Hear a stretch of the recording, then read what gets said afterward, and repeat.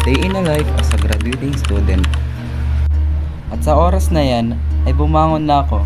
At syempre, bagong gising, nakatulala pa yan at isipin kung anong gagawin sa araw na to. Kaya tara, samahan niyo ako sa aking first vlog.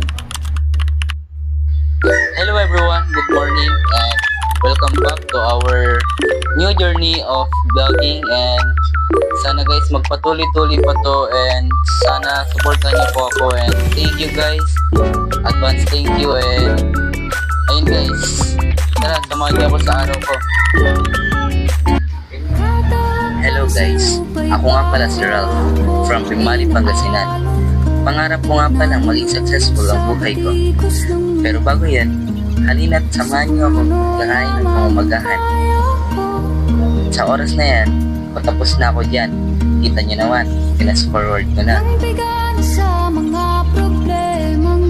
So yan guys, nga pala, tapos na akong kumain dyan. At niligpit ko na rin ang aking ginamit na plato at uminom na rin ng panulak na tubig.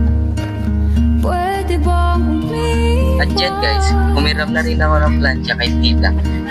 At nilabas ko na rin yung aking gagamitin para sa JS Prom. So yan guys, panoorin nyo muna ako dyan. At dyan guys, nagtataka ako bakit ayaw mag-switch ng plancha. Ayun pala, hindi nakasaksak sa tamang saksakan guys. This time guys, tapos na ako mag-plancha dyan. Kita nyo naman, ang pulido ng pagkaka-plancha ko, diba? So, hello guys. Ayan o, outfit check muna tayo. Ayan o, ikot pa lang. Mala Joshua Garcia ang galawan, no? Hello guys, ayun nga pala at nakaalis na kami at papunta na sa pupuntahan namin. Tignan nyo naman yan guys. Ang ganda ng tanawin, diba?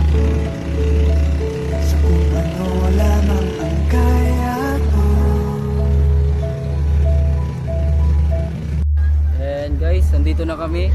Andito na kami sa school guys. So yung shoutout sa iyo, Jenrick. Salamat na. So yun guys, andito na siya. Ikaw magbukas.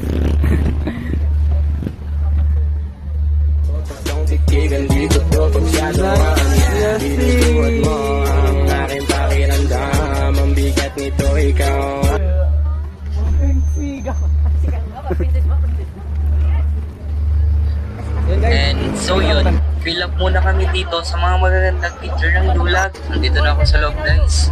Outfit check muna.